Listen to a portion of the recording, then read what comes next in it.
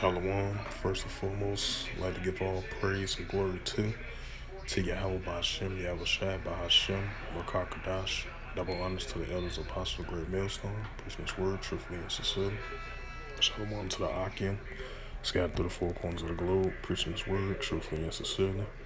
And shalom to the Akim, that be like unto the speckled bird, preaching his word, truthfully, faithfully, strongly, and sincerely. And this is the title of the sit-down lesson for Thursday, October 28, 2021. And this is Nation Should Rise Against Nation / in the news of India testing a hypersonic missile, I believe. And I'm going to bring it out.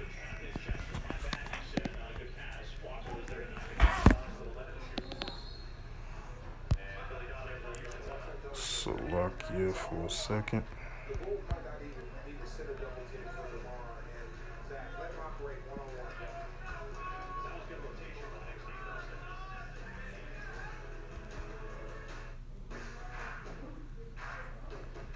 India. Oh, here it goes right here. Yeah, this is a news article, I believe it was 17 hours ago. And this is from MSNBC. MSN, I believe. And it says, the highlight of this article, it says, India tests nuclear capability missiles amid tensions with China. It says, India has fired a nuclear capability international ballistic missile with a range of 5,000 kilometers, which is 3,121 miles from an island off its coast, and amid rising border tensions with China.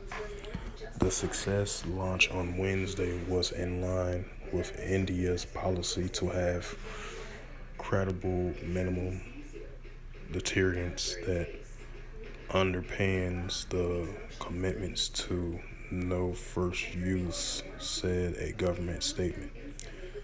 The AGNI-5 missile splashed down in the Bay of Bengal, which is in India. It says, with a very high degree of accuracy, said in the statement issued on Wednesday night. Continue on with the article. It says, Beijing powerful missile arsenal has driven New Delhi to improve its weapon systems in recent years, with the AGNI-5 believed to be able to strike nearly all of China.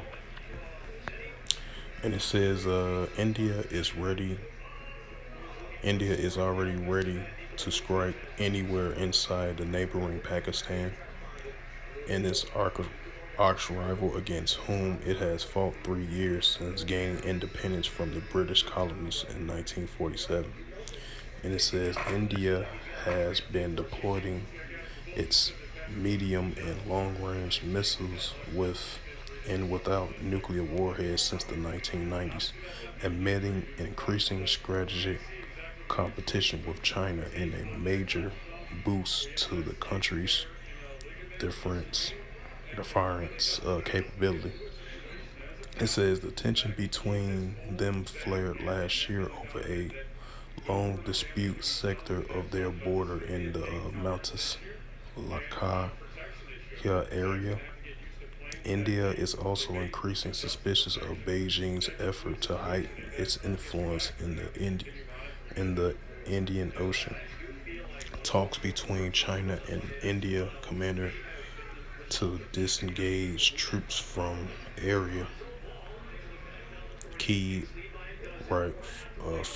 areas along their border, ending in a deadlock earlier this month, falling to ease a 17-month standoff that has sometimes led to a deadly clash. India and China fought a bloody war in 1962. So yeah, these are I was reading this article, just now, just got through finished reading it, and that correlates to, the nation shall rise against nation, and let the weak say I am strong, as I was reading the article, like I mentioned before, India did test a hypersonic missile launch, which can go, I believe, 5,000 kilometers, off the coast of their neighboring Pakistan, And they said a nuclear capability, since they approved it throughout the years, it can use airstrikes capability on China and Pakistan combined. So, yeah, these are the signs of the times, and expected to see more military drills, hypersonic missiles, and these other nations as well, too. And it makes sense because, this is biblical prophecies through the biblical scriptures about, the nation shall rise against nation. Because, and I was reading through the article, it shows India and, China. They've been having tensions with each other for a long time, even though they came to an agreement to ease the tensions.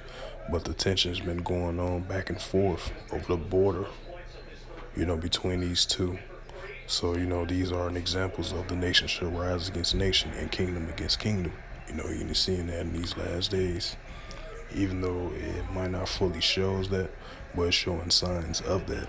That's why for the past couple of months, you've been seeing exercise military drills with 3 or 4 different groups of race of people and everything like that. And, they've been doing their little military exercise drills, launching missiles like North Korea and South Korea did, And, and I'm going to bring out a scripture to back that up. And this is the book of Mark, chapter 13, verse 8, and it reads through the scriptures, through the holy scriptures, for nation shall rise against nation and kingdom against kingdom. And there shall be earthquakes in diverse places. We've been seeing, and recently I read an article. Either I read the article or I seen an article about it was a 5.1 earthquake in Alaska.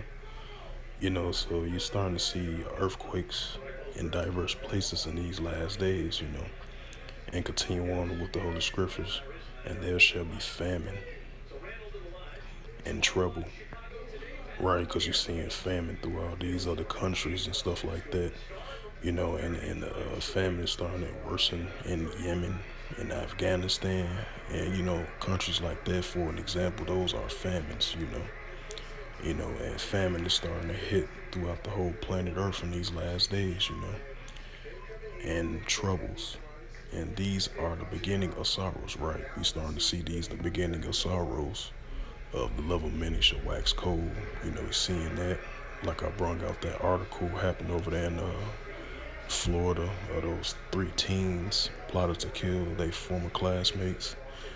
Those of many waxing cold, and other many different things going on in the planet as well too, because we're living in some biblical prophecy times. Like the scripture says, in the last days there shall be perilous times, and we definitely living in those times. But that's for another topic at hand. But I just want to focus on this main topic of this article I just brought out in the news, and the sit-down lesson for October 28th, 2021, on this Thursday night, showing India right here, they India testing nuclear capability missiles and many tensions with China, because they, after that long war they had with each other since 1962, and then you're starting to see the little resurgence of that clashes with each other with India and China. So with that, I hope this was edifying through the spirit, power, grace, and mercy of Yahweh Yahushua. Wasn't gonna do this lesson too long. It's on my spirit, man. Let me do a little quick sit down lesson and slash in the news for Thursday night of October 28, 2021. So once again, I hope this was edifying through the spirit, power, grace, and mercy of Yahweh Yahushua. And first and foremost, I'd like to give all praise and glory to Yahweh Ba'Hashem, Yahweh Shai Ba'Hashem, Rakakadash. Double honors to the elders, apostles, great millstone, preaching this word truthfully and sincerely. Shalom to the Akim, scattered through the four corners of the globe, preaching this word truthfully, faithfully, strongly, and sincerely. And shalom to the Akim, that be like unto the speckled bird, preaching this word truthfully, faithfully, strongly, and sincerely. Until next time, I will say shalom.